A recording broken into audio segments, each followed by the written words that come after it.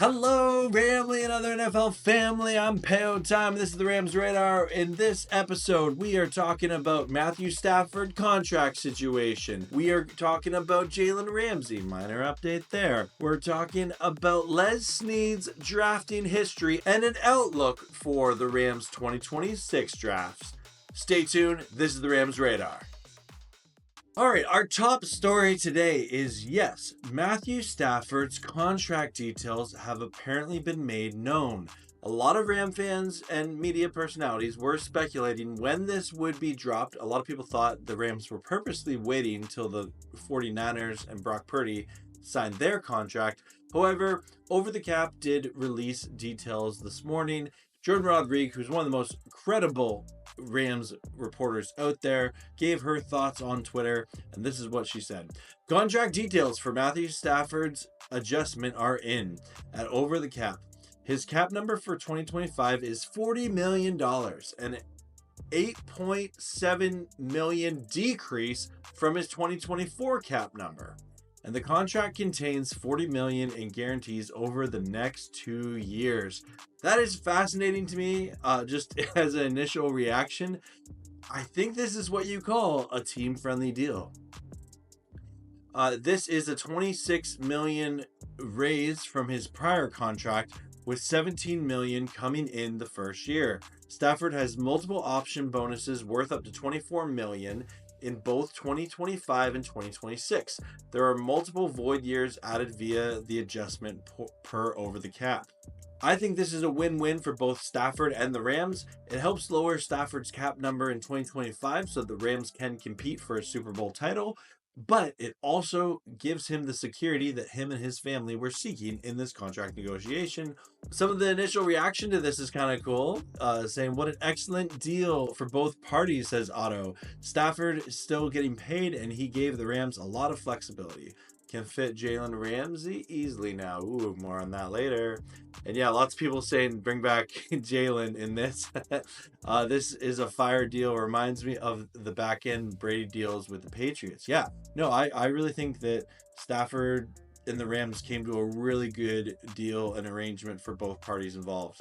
Our next story is, yes, the talk of the Rams rumor mill, Jaylen Ramsey, former Ram, current Dolphin. He left the Rams purely out of, cap and situations that the Rams were in at the time. He signed a brand new deal with the Dolphins last season. And that's exactly what this article points out in sportingnews.com by Billy Hayen. The Rams' $17 million reason a Jaylen Ramsey trade is only a matter of time. Billy says, the Los Angeles Rams and Jaylen Ramsey have been floated in trade rumors for a while now, multiple weeks. He played there once before, winning a Super Bowl, and still has many fans in the building and also on the internet. The Dolphins have pretty much admitted it'll make sense for them to trade Ramsey. And here's what Coach Sean McVay had to say about Ramsey. This was just prior to the draft. He's a great player. We know him very well. We know him intimately. But there's one reason above any other that a Rams-Dolphin deal feels like only a matter of time with these numbers. The Rams have $17.7 million in cap space for 2025 season. Ramsey's 2025 cap hit is $16.67 million. So yes, Dolphins are probably going to have to take a good chunk of it here. Los Angeles hasn't had this much cap room in a long time, but now Ramsey fits right into that space. There's even an escape hatch. Ramsey has no guaranteed money in his contract after this season. So the Rams could get out of the deal if the trade doesn't work out. Ramsey turns 30 in October, and he played all 17 games for Miami in 2024. He had 2 interceptions. McVay seemed to be setting up for this deal to happen, stating, he and I really stay in touch, McVay told reporters on Saturday. So yeah, when I think about a Jaylen Ramsey return, I get excited about it. I look at the Rams draft. They did not draft a defensive back, which a lot of Ram fans were speculating they would. Some, including myself, thinking, oh, that could be a priority in the first round of the draft. spoiler, it wasn't. But it interests me to see how this trade will work out. Really, the cap number seems to be the only sticking point in the negotiation with the Dolphins. I think you could probably get him at a discount rate if the Dolphins are pretty motivated to move off of him from a personnel perspective, but also a contract perspective as well. So let me know your thoughts in the comments below. What do you think it will take for the Rams to make Jaylen Ramsey reunion a reality? All right, our final story today, and this was gifted to me by a Cardinals YouTuber named The Cardinal Rule, Joe. Give him a follow on Twitter. Link to his Twitter is in the description below. But he did a breakdown of Snead's drafting history. And this is by position, and I just thought it was interesting enough that I wanted to, tag it into this video. I might do a deep dive on these numbers eventually. But if you look at here, round 1 through 7, interesting enough, round 7, Snead since 2012 has drafted 27 players and then 24 in round 6. That is the majority of the players that he has drafted in. And the third round of the draft, in terms of your higher draft picks for first, second, and third round, he's drafted 21 players in. The most players that he's drafted at one position total is 17 in the edge rusher column here.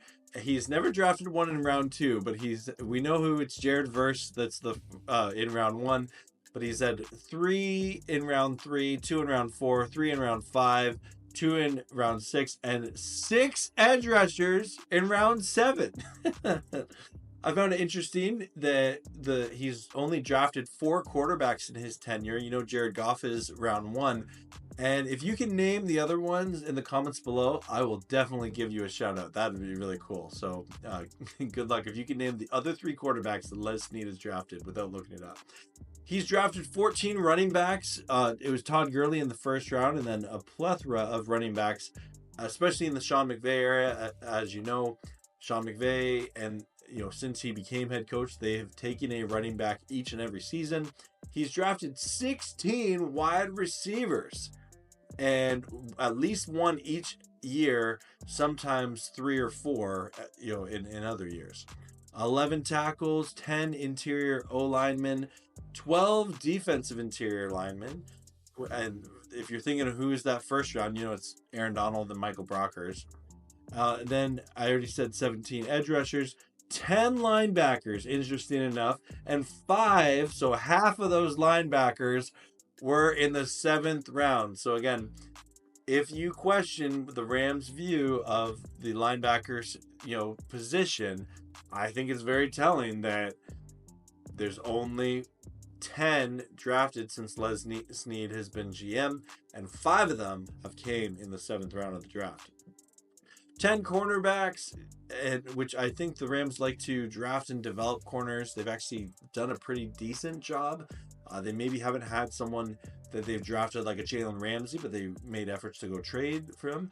But they have had numerous corners that left the Rams, went to other teams, then came back to the Rams. You think of Darius Williams, Troy Hill, John Johnson. He's a safety, John Johnson, but they've drafted 11 safeties and then 4 special teamers. So anyway, I just thought this was an interesting outlook on Snead's career. He's been a great GM for the Rams since 2012, and I always will respect him that he navigated the transition from St. Louis to Los Angeles. He navigated the transition of Jeff Fisher to Sean McVay, to dramatically different coaches. So definitely Snead deserves all the flowers that he's given. On that note, I want to quickly look at the 2026 outlook for the Rams draft. I know it's a year away, but I can't help. In 2026, as you know, the Rams have the Falcons' first-round pick and their own first-round pick. So this is crazy to think the Rams have 2 first-round picks that can be used to, draft a quarterback. Who knows what they're going to do? Maybe they'll just draft a couple of linebacker. It's like they have their round 2 pick, their round 3 pick. They traded away their 4th round pick this year in the draft to the Bears so that they could get Ty Hamilton. And then they have their 5th round pick. They have the 6th round pick. And then they also acquired the Texans' 6th round pick when, if you remember, Ben Skoranek, a wide receiver for the Rams, that they traded away there. And they also got a 6th round pick for Ernest Jones from the Titans last season as well. So, and this past draft, the Rams had 4 6th round picks, and they traded them all away. So who knows what their Rams are going to do with those picks? They also they traded away their 7th round pick. However, they did accumulate a 7th round pick from the Baltimore Ravens for trading Tre'Davious White last year. That's going to do it for me in this episode of the Rams Radar. Thanks so much for watching. Let me know your thoughts below. And if you enjoyed this video, feel free to like and subscribe if you think I've earned it. Always love talking Rams with you guys in the comments as much as possible. And as always, go Rams, horns up, and peace out. Let's go Rams. Woo!